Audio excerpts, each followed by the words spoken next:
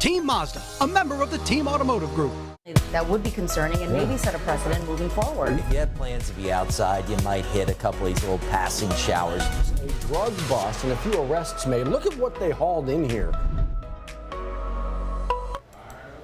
Good Monday morning. Welcome to 9 News Now here on WAFB Plus. And look at this, Matt. Jeez. Look at it. It's big. Look at this golden sunrise over. We just, you know what? We get spoiled with some of this stuff. We really sure do. And sunrises and sunsets around here, you really do. Really got them. Man, these are otherworldly. Quite literally. Well, let's give a kind of a look at what we can expect the rest of the day on a Monday. You got to get through Monday before you get to Friday. Ooh. And we really are enjoying a brilliant kind of a morning out there. Cool start. It's going to heat up though, huh, Steve?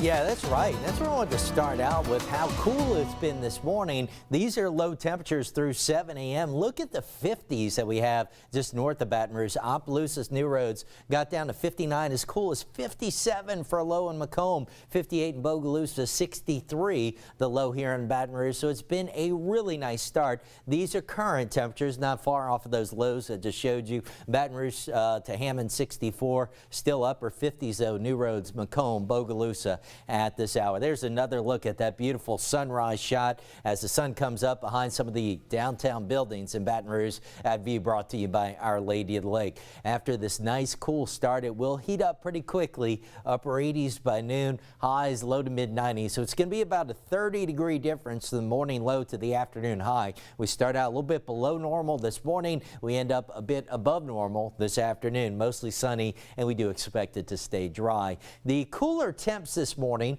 compliments of a northerly flow and the front that moved through over the weekend, some drier air that's in place.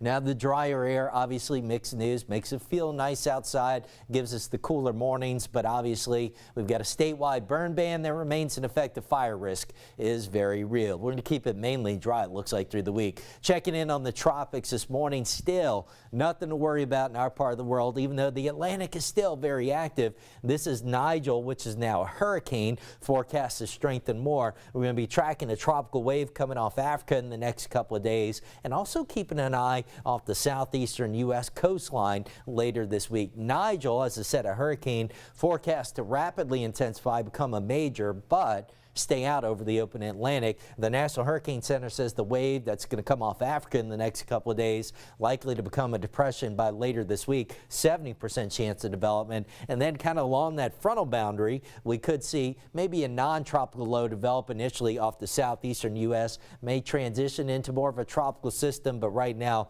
looks like, if anything, that drifts back to the northwest.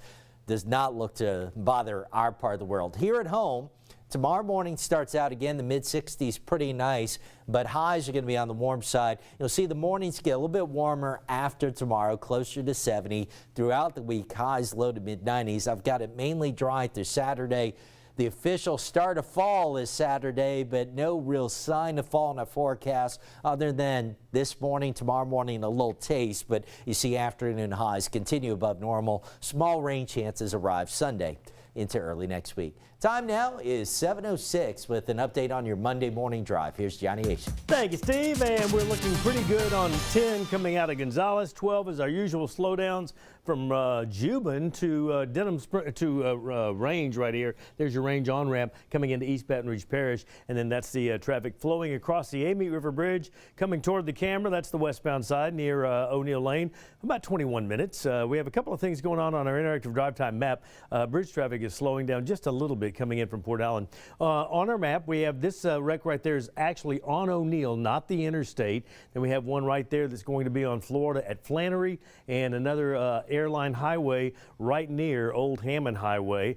And then we kind of zoom in on the Prairieville area. It's Highway 42 right here. This is Oak Grove, the Oak Grove Community Center, kind of for folks in that area. This is Airline Highway, Highway 73, Jefferson Highway. And we're going to hop you out and about. And you heard our interviews this morning from the scene out here where some of these fires are taking place. They referenced Bill Morgan Road, and that's kind of the area where some of this activity is. So if you're out and about this morning, just be very, very careful and very aware of what's going on. And there is a strong no burn ban in effect in Louisiana right now, especially our area. 7:07, we do it every morning. 7:07, we take you back over to the Studio B. More of our morning headlines in a kind of a bullet form, a condensed version. Matt and Liz.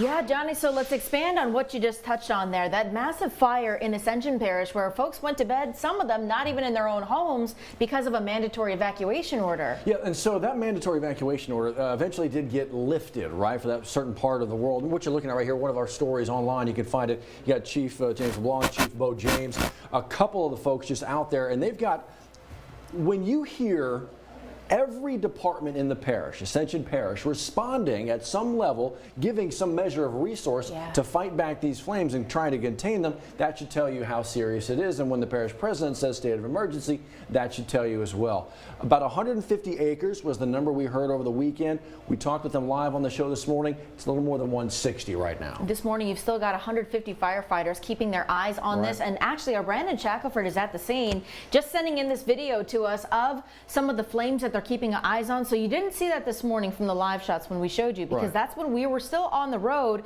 in front of some of the homes. Well, now that bulldozer has blazed a trail, literally for firefighters to get back there so they can get better containment access. So what you're seeing is that track that the bulldozer made and some of the embers there, the hot spots. Well, firefighters are able to better target that and directly treat that as the sun has come up this morning. Yeah, that was the thing that the Chief Bo James was talking about. He says, yeah, it's the lack of access that is causing the problem. This fire has been burning for roughly a week now. And so when you hear that, obviously there is access issues. If you can't hit it from the air, you got to get in there on the ground. If you can't hit it from the ground, then it's just going to continue to burn. That's why we are at roughly about a week now. But with this heavier equipment coming in and being able to, your point, blaze a trail for these firefighters, hopefully that access begins to happen. They can knock these things down before it gets to the neighborhoods, which is why they have these fire trucks stationed in all these places, preventing it before it gets to any houses. Again, this is off the Terrace Side Drive, Pineside Avenue, Parkside Avenue. Johnny showed you kind of a overarching map of the area that they're looking to contain there. So firefighters are going to be camped out there for a while. Johnny mentioned it. In the meantime, take the burn ban seriously. Remember, right now this is an all hands on deck situation. They cannot afford to let people kind of go and handle other situations where in instances we're hearing about burn piles in other areas of the parish. Yes, please make sure those resources are free to handle this, and then they can get back to the day-to-day. Wow. Absolutely. All right, so one of our top stories, obviously. This we were learning about as well, a shooting investigation in Baton Rouge. So think Airline Highway, so get up into the north. Airline Highway and Plank Road happened right here at kind of a celebration, party kind of a place. Yeah, main event center attraction. They're off of Airline Highway. This kind of happened there between 2 and 4 Sunday morning. So very early morning hours, 2 people injured in this shooting. Aside from that, well, police not sharing many more details because the investigation is just getting going. If you know anything that can help them out here, go ahead and call Crime Stoppers at 344-STOP. Speaking of law enforcement and everything going on, attorneys, it says right here in the headline, attorneys to discuss lawsuit, new developments in the investigation of BRPD's Brave Cave. We expect a conversation today, in fact. Yes, so the attorney of the woman strip searched on Friday, Scotty Hunter and the WAFB team did a follow-up story about another case where a woman was pulled over, she and her husband, and how she was strip searched for some vehicle, for drugs found in her car that she was actually prescribed to get. So that is the follow-up here, and today her attorney is holding a press conference with a number of other community activists and community leaders to talk about a new lawsuit that's going to be filed against the department. So what comes from that, we'll be, of course, sure to let you know. Always updated online and inside your 9 News app. Speaking of BRPD, Citizens Academy, it begins tomorrow. Big 8-week course to really kind of get behind the scenes, pull back the curtain, literally see some of what it takes to be an officer. Because it's easy to look at stories like the investigations that we've covered and said, well, why did they do this? Why did they do this? While those questions are still valid, you get insight into how some of those processes and protocols work, and you get to say, oh, now I know what it's like. And at the end of that field training and observation study in the classroom, you get to go out and see what it's like to answer a dispatched call, and you get to see what the protocol is for responding to some of these incidents. And they've still got a handful of spots left, so it could be you and a friend, a couple of small groups, but you have to do it today because it all gets going tomorrow. Jump online, the story right here waiting for you. A couple ways that you can actually be a part of this. Get in there, get behind the scenes, so to speak. Here we are, welcome to it. 4th day, getting ready for the first full week of the strike for United Auto Workers. It just feels like Friday. We were talking about that first day because that deadline had not been met with the Auto Workers Union and the major automakers across America. So today, How is this going to play out in terms of negotiations? Well, President Joe Biden sending in some extra help to help these negotiations kind of move forward here, because right now you talk about the impact to consumers, and that's finding affordable vehicles. Well, right now, because the inventory is okay, we're fine right now. You're not going to see that impact today. But day 5, day 6, day 7 goes on, and that's going to see that noticeable impact. Not only that, you've got people out of work right now. Right. And so how long does this end up going? Are we looking at another, remember the last big strike from UAW, 41 days? Are we going to get to this again? Ford, GM, Stellantis?